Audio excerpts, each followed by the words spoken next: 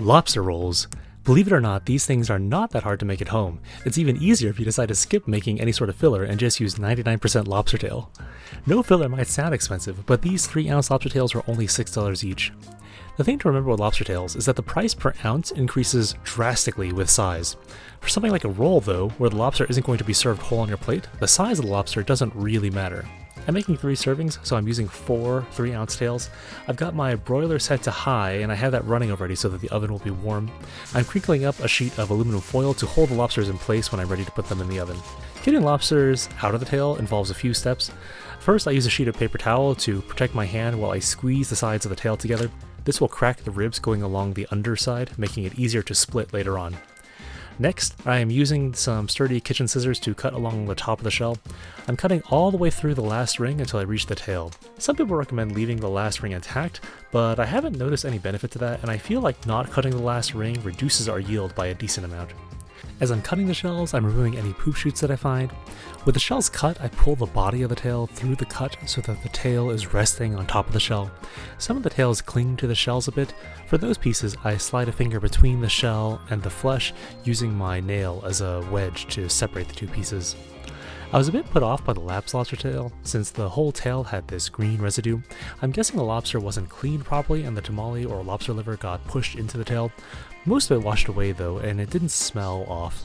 A quick Google search put me at ease and I moved on. To season, I'm rubbing some olive oil into the nooks and crannies, followed by sprinklings of salt, pepper, and cayenne. Lobster tails are not very dense, so careful not to over-season, especially with tails that are this small.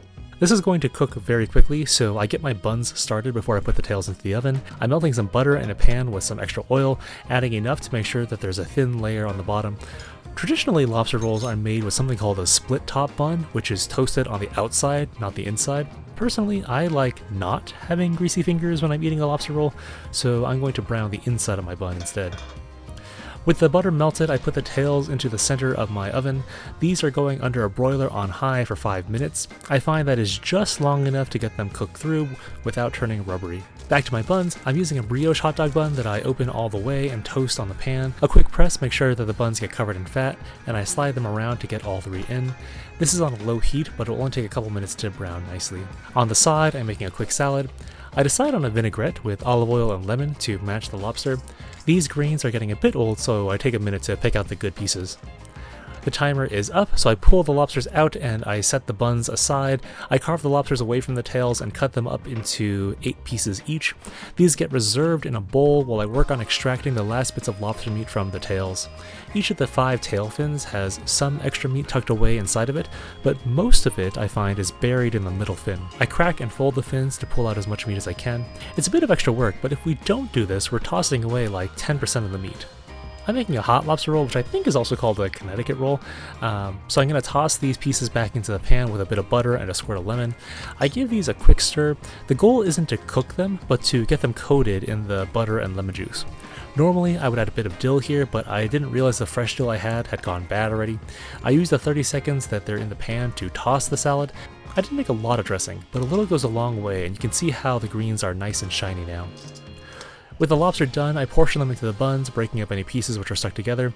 To finish them off, I pour the leftover juice from the bowl onto the rolls. Besides the lobster and the salad, I'm serving these with some chips and salsa. Flavor-wise, the sweetness of the lobster is really coming through in every bite. The lobster has just a bit of chew without being tough.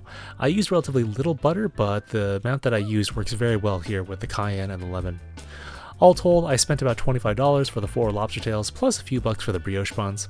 Yes, the lobster rolls are a bit on the small side, but any way you divide it, it's far cheaper than getting it at a restaurant. You could easily just cook up an extra lobster tail, or divide this into 2 rolls instead of 3. With that, I hope you give this a shot soon, and I'll see you all next time.